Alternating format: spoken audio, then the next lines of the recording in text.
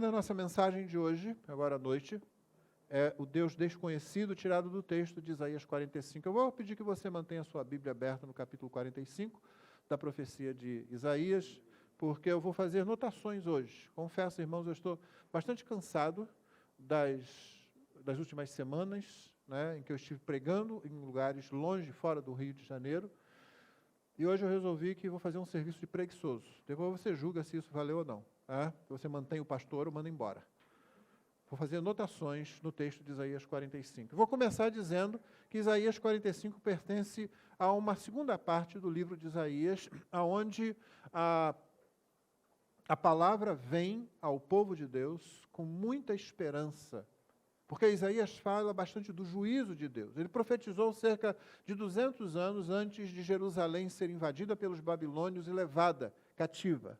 O reino do norte caiu antes, mas o reino do sul progrediu ainda um pouco mais. E ele já anunciava a disciplina do Senhor em forma do cativeiro babilônico.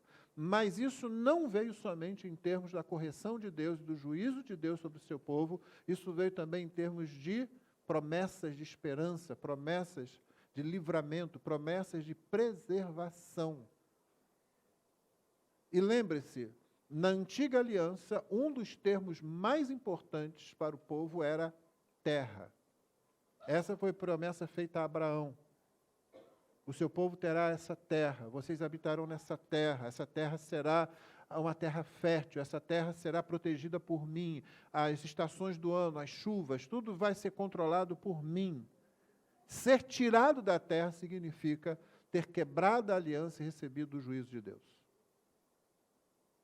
Então, quando essa ameaça, e a gente por ameaça divina deve entender promessa, quando essa promessa do desterro, do cativeiro na Babilônia vem, certamente isso cria no povo várias expectativas, nem sempre boas. A boa seria, vamos nos corrigir com Deus, vamos nos acertar com Ele, vamos retornar à observância da lei. Mas, em geral, a reação era ruim, é aquela, não queremos ouvir isso. Pare de falar nessas coisas. Deus não vai destruir o seu povo. Deus não vai destruir o templo. Jeremias sofreu muito com esse tipo de oposição. Só que Deus não está interessado em templos, em terra e no que nós achamos. Deus está interessado em remover o pecado do nosso coração e nos moldar à imagem de seu Filho Jesus Cristo. E isso começou lá atrás, já com o povo na antiga aliança. Quando Deus disciplina o seu povo, Ele está sendo misericordioso. Quando Deus quer exercer justiça e juízo sobre alguém, Ele não disciplina. Ele entrega essa pessoa aos seus próprios pecados, Ele entrega essa pessoa a si mesmo, Ele diz, olha, é isso que você quer, então faça o que você quiser. E aí cumpre-se aquilo que está lá em Provérbios. Há caminhos que aos homens parecem ser bons, mas no seu fim são caminhos de morte. Tendo isso em mente, lembrando que 45 é o capítulo que está nessa parte onde há esperança, misericórdia, bondade derramadas em termos de profecia. Vamos começar a leitura, mantenha a sua Bíblia aberta, porque eu vou lendo e fazendo anotações, como eu disse, e nós estamos falando sobre o Deus desconhecido. Lembre-se disso.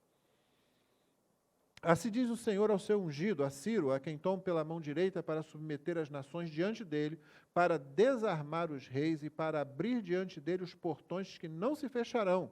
Eu irei adiante de você, endireitarei os caminhos tortuosos, quebrarei os portões de bronze, despedaçarei as trancas de ferro. Darei a você os tesouros escondidos e as riquezas encobertas, para que você saiba que eu sou o Senhor, o Deus de Israel, que o chama pelo seu nome.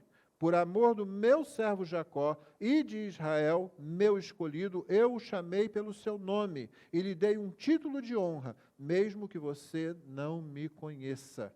Eu sou o Senhor e não há outro, além de mim não há Deus. Eu o cingirei, mesmo que você não me conheça, para que se saiba desde o nascente do sol ao poente, que além de mim não há outro. Eu sou o Senhor e não há outro. Eu formo a luz e crio as trevas, promovo a paz e crio os conflitos. Eu, o Senhor, faço todas estas coisas. Essa é a palavra de Deus. O fato de que o nome de Ciro está aqui já deve nos chamar a atenção. Onde estão os grandes reis babilônicos? Onde está o Império Assírio antes dele? Onde está o antigo Império Egípcio? Todos eles acabaram, todos eles passaram, todos eles ruíram. E agora um novo está ali, que não vai durar para sempre. Logo depois do Império Medo-Persa, Alexandre veio e domina tudo. Mas não dura para sempre. Logo depois dele, seu reino é dividido entre seus 4 principais generais, e finalmente Roma surge dominando tudo. Onde está Roma antiga, onde está o Império Romano? Passou também. Mas o povo de Israel continua.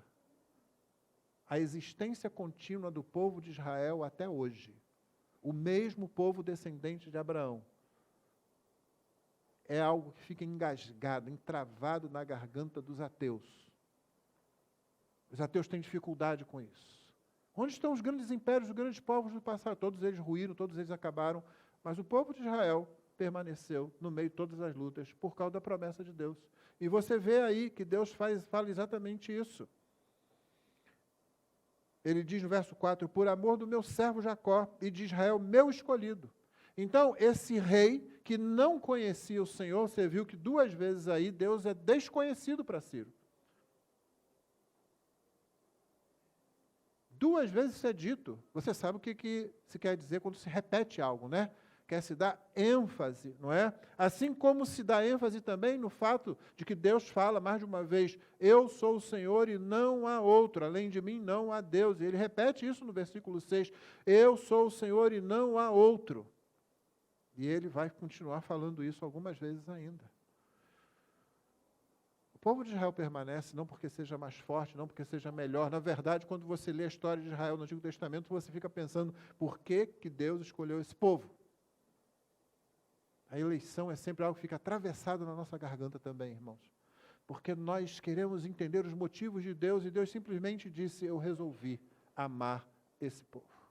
Eu resolvi amar você, pecador.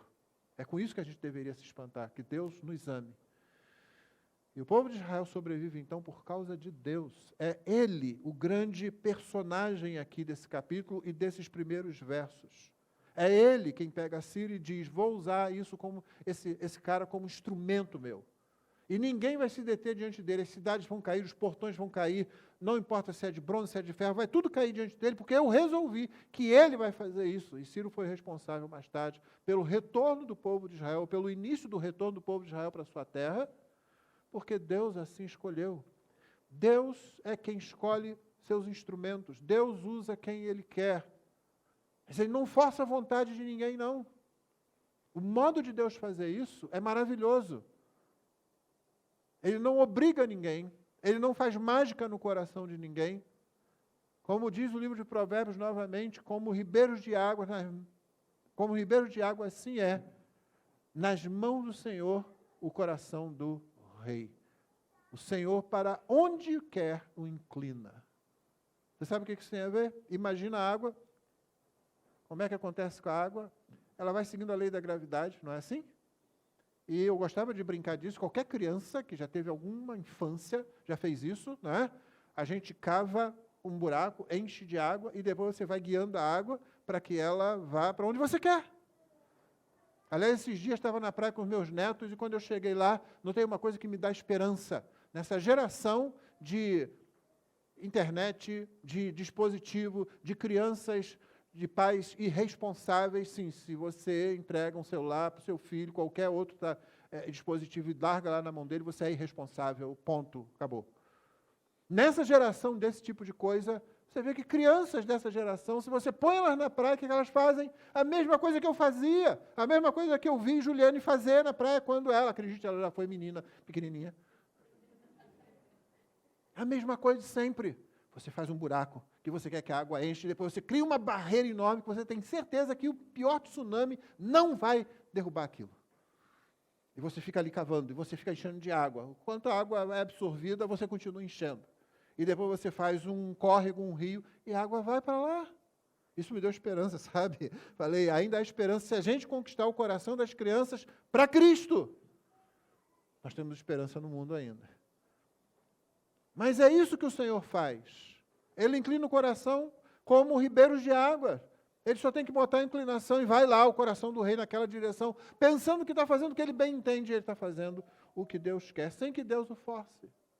Muitas vezes Deus faz isso entregando o rei a si mesmo, entregando o ser humano a si mesmo. Ao invés de forçar, como a gente imagina, né? Deus endureceu o coração de Faraó, Deus está forçando. Não, é o contrário. Deus está tirando as travas da graça, entregando o Faraó a si mesmo, entregando Ciro a si mesmo, de modo que eles vão fazer aquilo que eles querem fazer. Deus não obriga Judas a trair Jesus, Deus só tira as travas da graça, só tira os freios, e ele vai descendo essa ladeira do seu próprio coração. É Deus quem toma pela mão, como ele diz aqui, e conduz, versículo 1, para desarmar os reis e para abrir diante dele os portões. Que o nome de Ciro esteja aqui, mas onde é que está o seu povo hoje? Que o nome de Israel esteja aqui, onde é que está o povo da antiga aliança? Ainda está aí, por causa de Deus. É Deus quem faz, é Deus quem permanece, é Deus quem escolhe, é Deus quem usa. O mundo gira em torno de Deus, não em torno de nós, como nós gostaríamos que fosse. Ainda que esse rei não conhecesse Deus. Esse é um grande engano de muita gente que despreza o Deus das Escrituras. Eu não tenho nada a ver com esse Deus. Eu não tenho nada a ver com ele. O problema é que Deus sempre tem a ver com você. Sempre tem a ver comigo. Deus sempre tem a ver com a sua criação. E ninguém escapa dele. E ele usa quem ele quer, do modo como ele quer. E para que ele faz isso? Verso 6 diz, para que se saiba desde o nascente até o poente do sol, que além de mim não há outro. Só o nosso Deus é o Deus verdadeiro. Versículo 8 diz, que os céus gotejem lá do alto e as nuvens chovam justiça, que a terra se abra e produza salvação e juntamente com ela brote a justiça. Eu, o Senhor, as criei. É o que Deus vem trazendo, irmãos. Justiça, salvação. Como é que essas duas palavras podem estar juntas, no mesmo parágrafo, no mesmo versículo? É para gotejar lá do alto. Justiça, que ela chova e que produza na terra salvação. A justiça de Deus produz salvação, o que é para nós um paradoxo, porque a justiça de Deus cobra de nós aquilo que nós deveríamos ser, aquilo que nós deveríamos fazer com relação ao próprio Deus. Nós deveríamos amar a Deus, nós deveríamos servir somente a Deus, nós deveríamos deixar que Deus conduzisse a nossa vida, mas a maioria dos seres humanos, durante toda a história da raça humana, não fez isso e não faz isso. E Deus diz, a justiça, eu vou agir com justiça. Mas o mesmo texto fala de salvação também. Isso deve nos intrigar.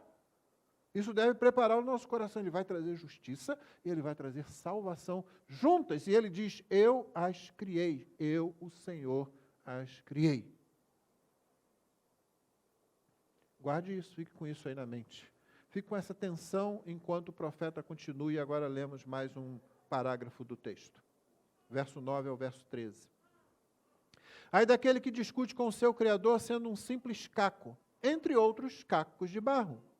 Será que o barro pergunta ao oleiro, o que você está fazendo? Ou diz, este seu vaso não tem alça. Ai daquele que diz a seu pai, por que você me gerou? E a sua mãe, por que você me deu a luz? Assim diz o Senhor, o Santo de Israel, que formou o seu povo. Por acaso vocês querem saber as coisas futuras? Querem dar ordens a respeito de meus filhos, a respeito das obras das minhas mãos? Eu fiz a terra e criei nela o ser humano. As minhas mãos estenderam os céus e a todos os seus exércitos dei as minhas ordens. Eu, na minha justiça, suscitei Ciro e endireitarei todos os seus caminhos. Ele reconstruirá a minha cidade e libertará os meus exilados, não por preço nem por presente, diz o Senhor dos Exércitos. Aqui no final você viu que é Deus conduzindo Ciro, como a água é conduzida pelo córrego que é feito por quem quer que seja, mas no caso do coração humano, só Deus conduz o coração. Como correntes de águas, assim é o coração do rei nas mãos do Senhor. Mas você notou aqui, no começo desse parágrafo, esse é o grande argumento das Escrituras a respeito da centralidade, da supremacia de Deus sobre todas as coisas. A Bíblia nunca quer discutir com a gente, as Escrituras nunca querem argumentar com a gente, ela simplesmente declara que Ele, Deus, é o único Senhor, Ele é o Criador, Ele tem todos os direitos. Quando você diz mais, o que você vai ler isso aqui, peraí, o barro está dizendo ao oleiro, olha, não é bem assim que eu quero que seja, o filho está fazendo aquela argumentação completamente estúpida, completamente nonsense, né? Eu não pedi para nascer? Por que você me deu a luz? Existe uma hierarquia de quem cria, de quem traz. É por isso que pais, biblicamente, pais e mães têm autoridade sobre seus filhos. Irmão, irmã, você que é pai, você que é mãe, não esmoreça, não desanime e não se intimide quando a cultura à nossa volta, quando o Estado, seja o brasileiro, seja qualquer outro, vem, se aproxima e quer arrancar, quer afastar os filhos de debaixo da sua autoridade, do seu ensino, porque isso é artimanha do pecado humano, isso é artimanha de Satanás, isso é artimanha do mundo, os três inimigos dos cristãos. Os três inimigos da fé, os três inimigos de Deus, que são todos derrotados, sempre. Não se intimide. Deus estabelece essa hierarquia a partir dele mesmo. Ele diz, eu criei tudo, eu controlo tudo, eu faço o que eu quero. Eu me lembro de quando comecei a pregar nessa igreja, já algumas décadas atrás, pregando uma mensagem semelhante, eu levantei a seguinte questão: se você está no mundo de um Deus que faz o que quer, quando bem entende, você só tem uma questão que você quer ter respondida acima de todas as outras. A sua pergunta vai ser, ele é bom? Porque já vimos que ele é soberano. Já vimos que ele tem absoluta autonomia. Já vimos que não há direito para nós de fazer perguntas sobre por que você fez assim, por que não fez assado. Não adianta. A única pergunta inteligente para se fazer é a seguinte: esse Deus é bom?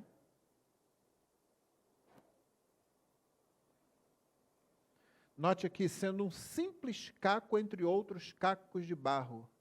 O problema do caco de barro é que ele acha que ele é melhor que os outros cacos de barro. Eu não sou barro, eu sou de um tipo especial. Não é caco de barro igual aos outros. É assim que todos nós somos. Deus nivela todo mundo debaixo do pecado para poder usar de misericórdia para com todos. E você notou que é uma maldição que é levantada? Ai daquele que discute com o seu Criador. Ai daquele que diz a seu pai ou a sua mãe. E Deus diz, eu, Santo de Israel, formei meu povo. Vocês querem questionar o que eu faço com o meu povo? Eu levei meu povo cativeiro. E agora eu, que fiz a terra, botei o ser humano nela, versículo 12, estendi os céus, dei ordem a todos os componentes do universo, é isso que significa dei ordem a todos os seus exércitos. Eu agora também chamo Ciro, esse cara que não me conhece, ele não é bom, não pense nisso não. Ele está sendo conduzido em seu coração por Deus, ele vai reconstruir a minha cidade, libertar os meus exilados. E não vai fazer isso nem por preço, nem por presente, simplesmente vai fazer. Diz o Senhor dos Exércitos. Se fosse, diz Maurício Andrade, ficar por aí mesmo, você não tinha garantia de coisa nenhuma. Se fosse qualquer um dos irmãos ou irmãs aqui presentes, ficaria pelo meio do caminho sem a gente saber se vai acontecer ou não, ou se vai acontecer exatamente como foi dito, mas quando é ele quem diz, é assim que acontece. Verso 14, constitui em si mesmo um único parágrafo. Assim diz o Senhor, a riqueza do Egito, as mercadorias da Etiópia e os sabeus, homens de grande estatura, lhe serão entregues e serão seus. Eles o seguirão presos com correntes, se prostrarão diante de você e lhe farão as suas súplicas, dizendo, certamente Deus está com você e não há outro que seja Deus. Note bem, aqui são referências a poderes terrenos, egípcios, etíopes, os sabeus, vocês lembram dos sabeus lá do livro de Jó, um povo cruel, um povo forte, um povo brabo, vai preso na corrente atrás de Ciro, porque Deus disse que vai. Não é por causa de Ciro. Ciro não é nada. Ciro é um caco de barro igual aos outros. Mas Deus disse que vai. E eles vão. E vão fazer súplicas. O que eles vão dizer na súplica deles? Certamente Deus está com você. Isso não é um reconhecimento doutrinário ou teológico, não, irmãos. Isso aqui não são pessoas piedosas falando Deus está com você. Não. Várias vezes personagens na Bíblia fazem isso com referência a alguém, a um profeta até. Aqui é um sujeito que nem conhece Deus. O que o texto quer dizer aqui? O texto quer dizer assim, você sozinho não faria isso. você por você mesmo, não ia conseguir. Nem Nabucodonosor fez isso, no império que, de certa forma, foi muito mais brilhante que o Medo-Persa que veio depois. Aí você se lembra o que aconteceu com Nabucodonosor, quando ele achou que ele é que tinha feito tudo? Lembra? Eis a grande Babilônia que eu construí, eu levantei esse império. 5 minutos depois ele estava comendo capim. E não era por baixo, não. Era por cima mesmo. 5 minutos depois ele estava como um animal. Foi reduzido a uma fera. Brutalizado, ali. A um bruto.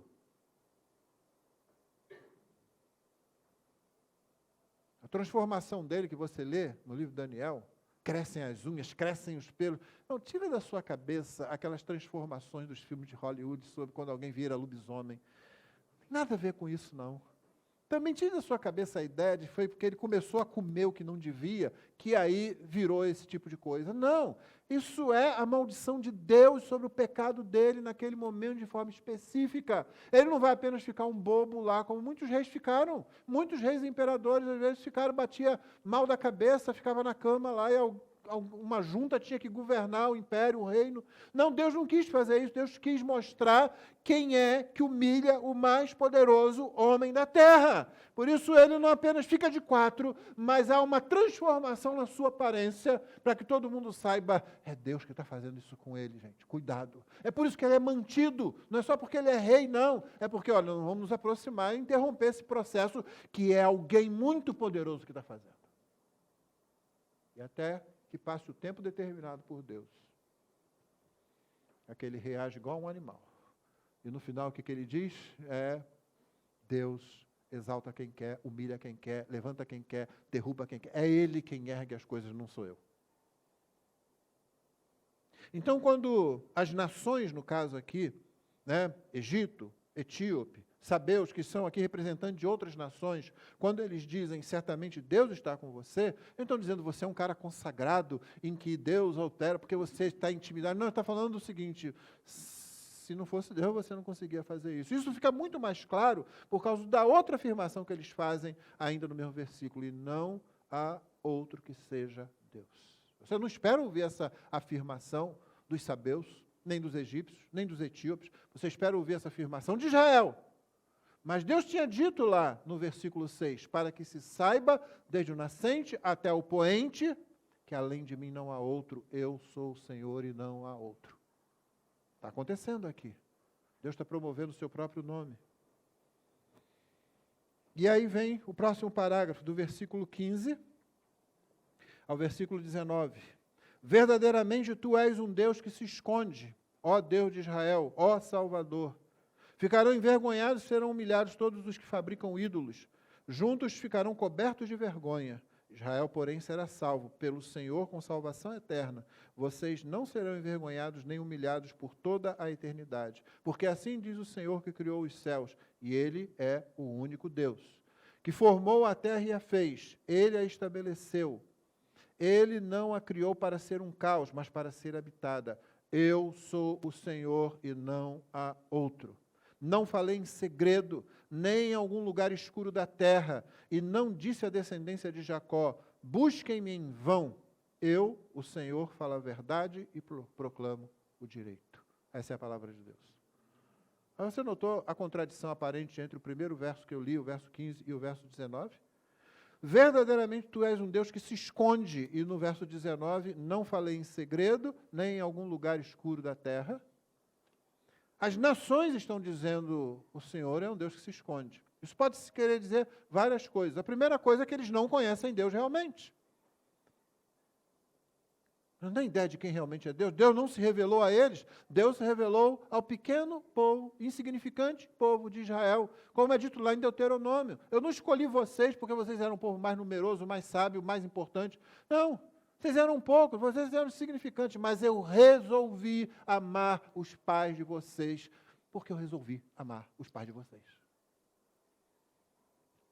As nações dizem, o Senhor é Deus que se esconde, porque você não vê o que Deus está fazendo. Nem sempre fica claro o que Ele está fazendo. Não fica claro para o próprio povo de Israel o que Deus está fazendo. Deus tem o seu modo de agir. As nações dizem, verdadeiramente, tu és um Deus que se esconde, porque elas têm alguma visão de Deus, como Paulo nos informa no capítulo inicial de Romanos, da sua carta aos Romanos. A criação revela algo de Deus. Eclesiastes ainda vai dizer que você tem lá o senso divino dentro do seu coração, dentro do seu ser. Mas isso é insuficiente para você compreender coisas como a santidade de Deus, a justiça de Deus, o juízo de Deus, como também a salvação de Deus, o perdão de Deus e como que isso se dá. Mas o poder de Deus estão vendo aí. Deus levantou esse camarada, ele veio arrasando todo mundo e ele agora vai reconstruir Jerusalém e vai levar o povo de volta. Porque Deus está com ele. E Deus resolveu estar com ele, porque Deus resolveu estar com ele. Chato isso, né? Peraí, Senhor, diz por quê, pelo menos. Eu quero entender as coisas. Eu ficava muito chateado com minha mãe. Quando eu era bem pequena, eu perguntava um monte de coisa a ela e ela dizia, você não tem idade para entender. Pô, coisa chata aquilo. Ficava assim, hein? Onde é que chega a idade? Aí você vai descobrindo que a idade vai chegando e aí você vai fazendo perguntas mais profundas, né? Se eu posso chamar assim. Não, você ainda não tem idade para entender isso. Por isso que eu sempre tentei responder tudo às minhas filhas. Elas têm idade para entender, sim. Talvez não na linguagem que você queira usar. Não fala em física quântica com elas, não. São pequenininhas, né? Então, mas a gente conversa. Alguma coisa você passa. Seres humanos balbuciam palavras sobre Deus. Eles vão tateando como no escuro, como Paulo disse que muitos dos poetas gregos, de fato escreveram. Eles sabem alguma coisa, mas eles não sabem tudo que Deus está fazendo. Esse povo vai para lá, agora vem para cá, Deus está fazendo isso. Tu és Deus que se esconde. Mas o que eles falam logo? Ó Deus de Israel, ó Salvador. Esse povinho pequeno aí, que nunca chegou a ser um império tão grande como o antigo Império Babilônico ou o egípcio, ou o Império Babilônico que depois veio e conquistou, ou o Império Romano, nunca chegou, nunca dominou grande parte do mundo de então. É dele que vem o Salvador. É nele que se manifesta o Salvador. E os outros, os que ao invés de seguirem ao Senhor, seguem os ídolos, eles ficam cobertos de vergonha. Israel, porém, verso 17, será salvo com salvação eterna. Vocês não serão envergonhados nem humilhados por toda a eternidade. Deus mantém sua promessa com seu povo. Sim, irmãos, o povo que providenciou a crucificação de Cristo de forma injusta e utilizando-se da logística, da ferramentagem, de todo o arcabouço romano, Deus não rejeitou o seu povo. Você vai encontrar muitos filhos de Abraão, filhos de sangue de Abraão, na eternidade. E o povo de Deus, da antiga aliança, continua aí. Você pode visitar a terra deles, você pode falar com eles. E como eu disse no começo, você fica atravessado na garganta de um monte de gente, porque os outros impérios passaram todo. Só tem uma única coisa que explica a existência do povo de Israel. Deus. É por isso que os ateus ficam, não dá. Portanto, ele continuou dizendo no final do verso 18, ele que é o único Deus, ele que formou a terra, que não fez ela para ser um caos, mas para ser habitada, ou seja, ele tem domínio, controle, ele tem harmonia, ele tem sabedoria, ele tem poder para tudo isso, para expressar-se na própria criação. Não falei em segredo, nem em algum lugar escuro da terra. Eu não disse à descendência de Jacó, busquem-me em vão, saiam correndo por aí, tente achar, fique tateando. Não, me revelei a eles. As outras nações não receberam essa revelação. Elas falam, tu és um Deus escondido, né? Israel não, Israel tem que dizer, tu és um Deus que te revelas, tu és um Deus que te apresentas, tu és um Deus que vem, que fica perto. E ele diz, eu falo a verdade, eu proclamo o que é direito, claramente. Fez isso na lei, mas você sabe qual é a maior expressão da presença de Deus, da proximidade de Deus. Ela se dá em Cristo Jesus. Muito mais do que a lei. Talvez muitos crentes hoje nas igrejas estivessem ansiando para ver o Monte Sinai. Que a gente gosta disso, né? Somos igual à igreja de Corinto. A gente gosta dos dons que mexem com as pessoas, não é? Revelação. Eis que te digo, minha irmã, você vai casar com fulano. E já teve casamento feito em igreja assim, por revelação. E deu desastre. e deu dor, e deu angústia, e na hora não aparece ninguém para fazer nenhuma revelação para ajudar o casal naquela situação triste. Esse desejo por protagonismo, que hoje você vê na internet de forma tão intensa, né? As pessoas têm que falar o tempo todo sobre tudo e o mais rápido possível, antes que outra pessoa fala. Isso começa na igreja. O ser humano, de um modo geral, sempre teve isso, mas a igreja não ficou isenta desse erro, desse pecado, não. Gente querendo falar, gente querendo dizer, gente querendo dominar a vida dos outros e dizendo que eu estou falando em nome de Deus, sem estar na Escritura. Não, Deus não deixou margem para isso, irmão. Não, irmã, Deus não deixou margem para você sair falando qualquer coisa, não, porque tudo que ele tinha que dizer, ele disse às claras, ele revelou ao seu povo, tanto no Antigo Testamento como no Novo Testamento. Se você sai daqui, é por sua conta e risco. Você deixa a trilha da floresta para se embrear pelo mato depois, fica perdido lá, morre lá, como tem acontecido com muita gente, não é por falta de aviso, é por falta de não se sujeitar ao que Deus diz. Penúltimo parágrafo, verso 20 e 21. Reúnam-se e venham, aproximem-se todos vocês que escaparam das nações, não sabem nada os que carregam as suas imagens de madeira e fazem súplicas a um Deus que não pode salvar. Declarem e apresentem as suas razões, que tomem conselho uns com os outros. Quem fez ouvir isso desde a antiguidade? Quem desde aquele tempo anunciou? Será que não fui eu, o Senhor? Pois não há outro Deus além de mim. Deus justo e salvador não há além de mim. Ele termina esse parágrafo novamente juntando justiça, Deus justo, e salvação, e salvador. Deus continua trazendo isso. Sua justiça e a salvação, elas continuam juntas. Mas o apelo aqui é que venham aqueles que não conhecem Deus, porque Deus é um Deus desconhecido, a menos que Ele se revele.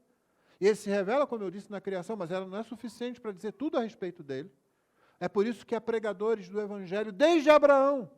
Abraão pregava o Evangelho conforme ele ia passando pelo meio das nações e as pessoas olhavam para ele. Como o rei, como Abimeleque, um dos reis que chegou para Abraão e disse assim, Deus está com você. De forma diferente disso que foi dito para Ciro, pelos que ele conquistou.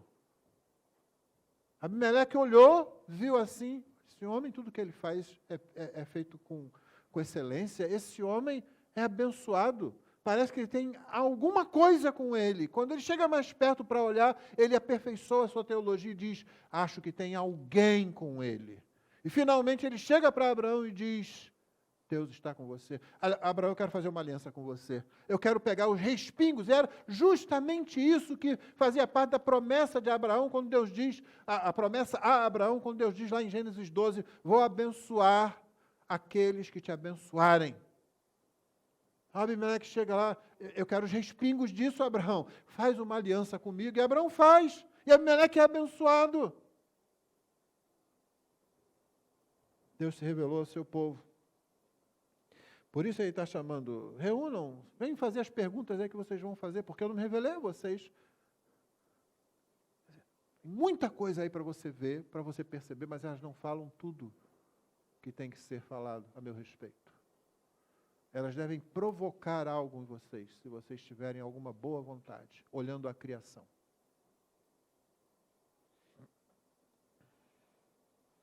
Não sabem nada os que carregam as suas imagens de madeira e fazem súplicas a um Deus que não pode salvar. Deus é taxativo aqui, não é? Meu irmão, John Piper pregando essa semana lá na Holanda, ele disse em certo momento assim, nós temos que parar de nos envergonhar de fazer afirmações que a Bíblia faz. Porque nós temos nos envergonhado das afirmações da Bíblia. Sim, temos que ficar dando explicação, mas a explicação que está sendo dada agora por muitos pastores, por muita gente, principalmente gente na internet aí, e infelizmente gente no púlpito às vezes, é tentando amoldar, mas não é bem assim, sabe? Você achou que esse texto aqui é um texto fácil de ser ouvido? É Deus dizendo assim, ô caco de barro, eu faço o que eu quero.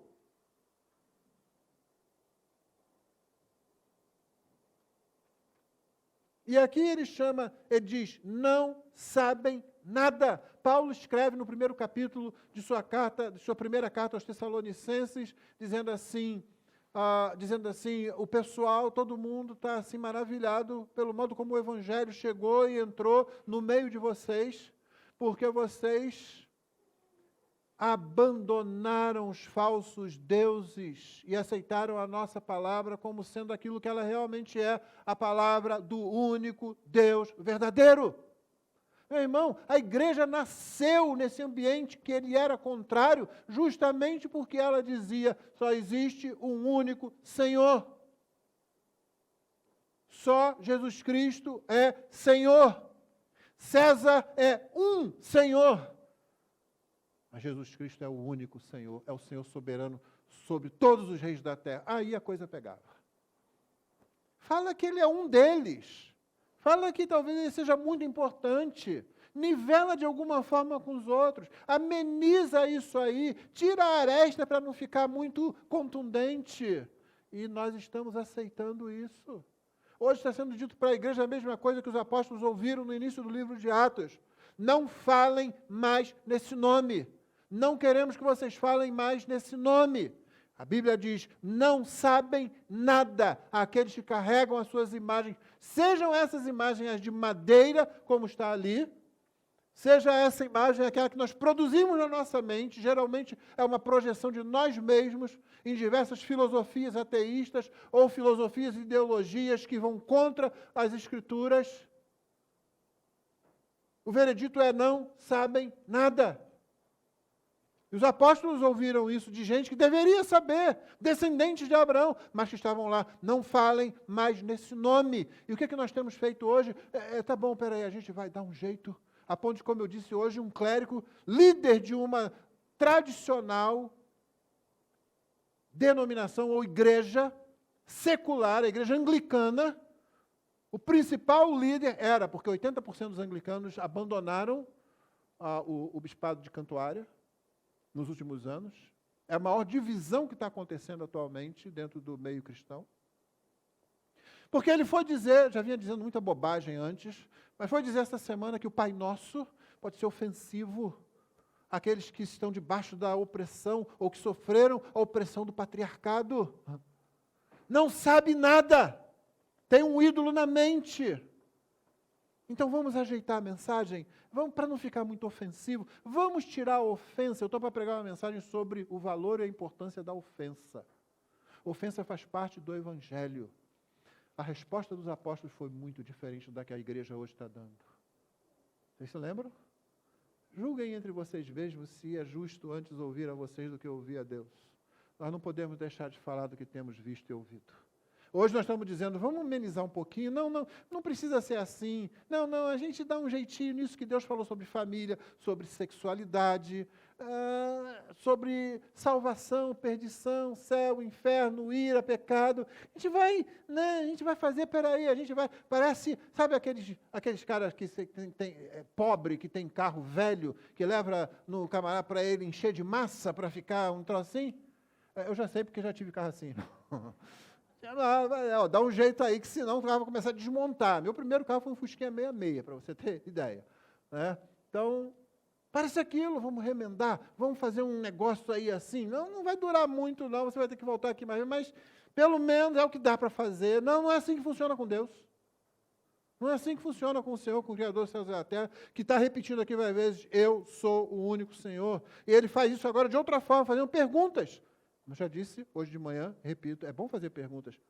Apresentem as razões de vocês, tomem conselho uns com os outros, pode conversar entre vocês, vocês não sabem nada. Quem tomou conselho, que tomem conselho, quem fez ouvir isto desde a antiguidade? Isso que eu estou falando, que eu tenho feito e que vou fazer. Eu estou falando antes que aconteça, isso aqui é Isaías falando ainda. Então o negócio vai acontecer lá na frente, quase 300 anos depois do cativeiro. Quem fez ouvir isso desde a antiguidade? Quem desde aquele tempo anunciou? Será? E aí Deus faz mais aquelas perguntas, né? Será que não fui eu? É uma pergunta retórica, mas daquela já irônica, né? Será que não fui eu? Pois não há outro Deus além de mim, justo e salvador, que trago justiça e trago salvação. Finalmente, o último parágrafo do 22 ao 25. Voltem-se para mim e sejam salvos. Olha, isso aqui já devia fazer a gente parar. Nossa, esse Deus, ele é terrível. Esse Deus é implacável. Esse Deus é inevitável. Mas ele é bom. Você não ficou com a pergunta aí na mente? Ele é o Todo-Poderoso, completamente onipotente. Ele é totalmente soberano. Mas ele é bom. Ele se volta não só para Israel, mas para todas as nações. Voltem-se para mim e sejam salvos, vocês, todos os confins da terra.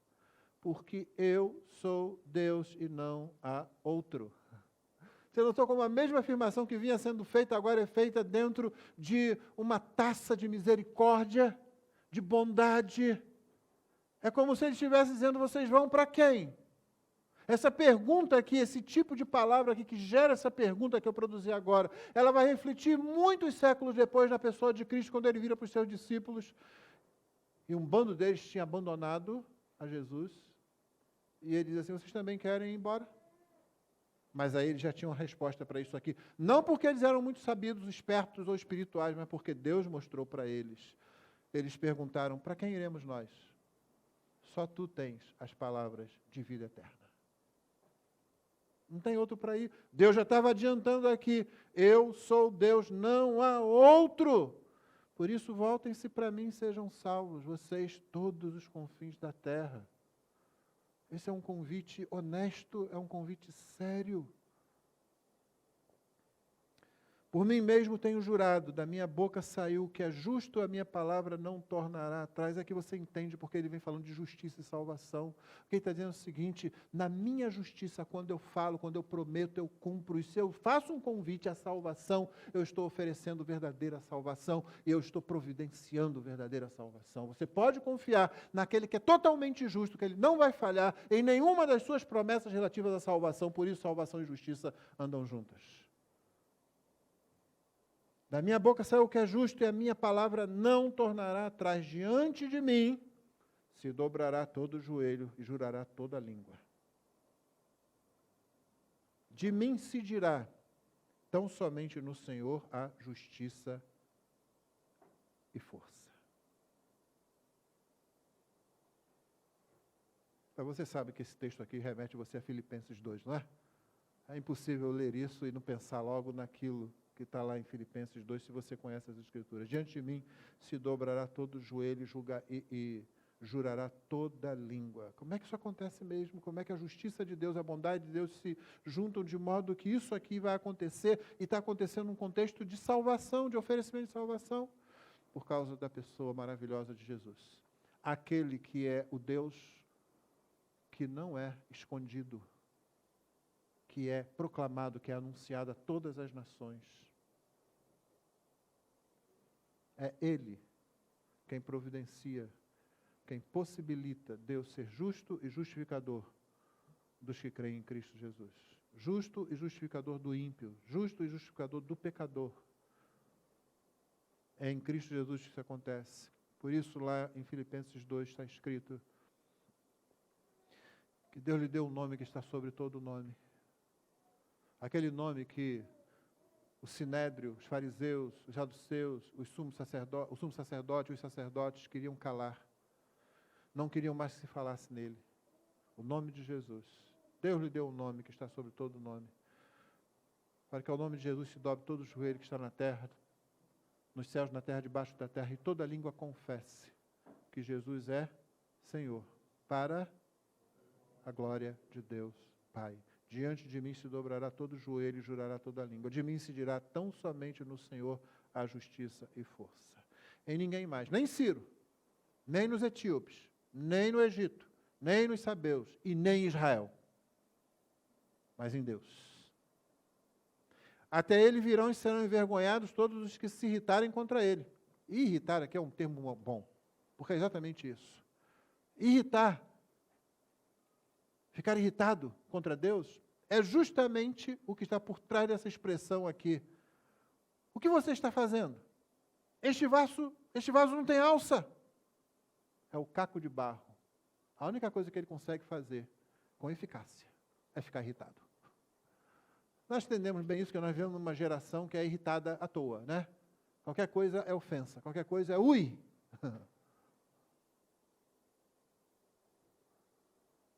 O que acontece com eles? Eles ficarão envergonhados. Isso já tinha sido dito no versículo 16, ficarão envergonhados, serão humilhados todos os que fabricam ídolos. Juntos ficarão cobertos de vergonha. Israel, porém, será salvo pelo Senhor com salvação eterna. Vocês não serão envergonhados. Salmo 25 diz que não será envergonhado nenhum daqueles que têm os seus olhos postos no Senhor. Nenhum deles é envergonhado. E o capítulo aqui termina no verso 25 com essa nota de misericórdia, de graça, de bondade, de alegria, de salvação. E você pode continuar colocando adjetivos aí em torno desse versículo. Mas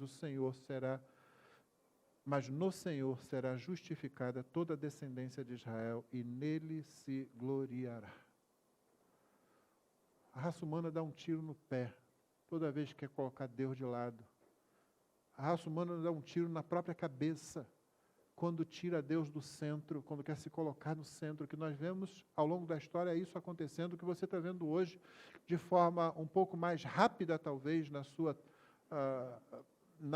no modo como as notícias chegam a nós, não é nada diferente do que nós sempre fizemos como seres humanos. Tirar Deus do centro. O salmista, no Salmo 2, diz: vamos sacudir, as nações dizem, vamos sacudir o seu jugo de sobre nós, vamos arrancar isso. E o que é que diz o Senhor? Ri deles. O Senhor ri. Não dá para amenizar essas coisas não, irmão. Quem não crê em Jesus, quem adora seus ídolos, sejam eles de que matéria for, ou se estão na própria cabeça, esses ídolos não sabe nada. Adora falsos deuses. Quem quer propor alterações na criação de Deus não sabe nada e mata a própria raça. Seguir quaisquer dessas ideologias leva à morte. Isso está na nossa história já registrado em muitos momentos. E nós estamos repetindo o mesmo erro como cultura no Ocidente, abandonando as boas raízes judaico-cristãs que transformaram o Ocidente naquilo que ele chegou a ser, até onde chegou a ser de melhor.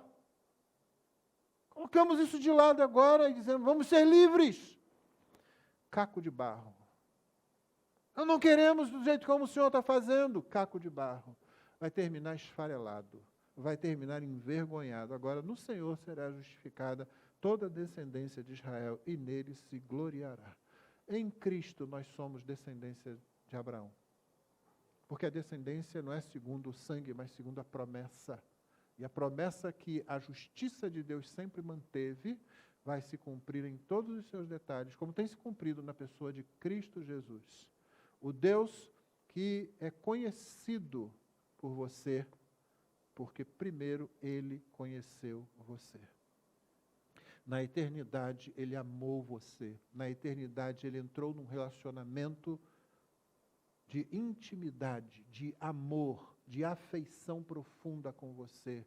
Na eternidade, Ele chamou você pelo nome, não como chamou Ciro, para ser um instrumento no momento histórico, mas chamou você para ser parte desse povo que recebe salvação eterna e que nunca será envergonhado. E você é conhecido diante de Deus pelo nome. E Paulo diz que isso é mais maravilhoso do que qualquer outra coisa. Ser conhecido por Deus. Quer dizer, Deus me conhece. Deus sabe quem eu sou porque me amou desde a eternidade. Não uma ficha em branco, mas eu, Maurício, você que está aí. Você. Deus conheceu você, Deus chamou você. E aquele que está nele não pode ser envergonhado, porque a justiça dele não permite que ele falhe em coisa nenhuma, ele não vai falhar em nenhuma das suas promessas de salvação, como ele as tem cumprido em Cristo Jesus. Cristo, que é a nossa justiça e a nossa salvação.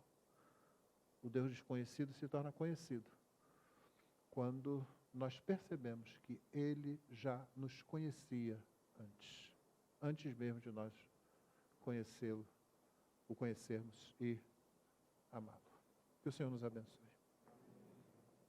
Vamos ficar de pé, vamos orar e nós vamos cantar, encerrando a transmissão, não o culto. O culto vai prosseguir com o nosso período de oração.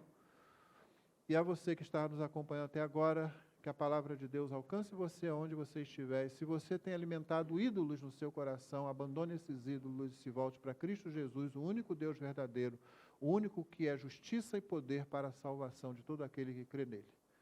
Deus abençoe você. Vamos cantar, irmãos?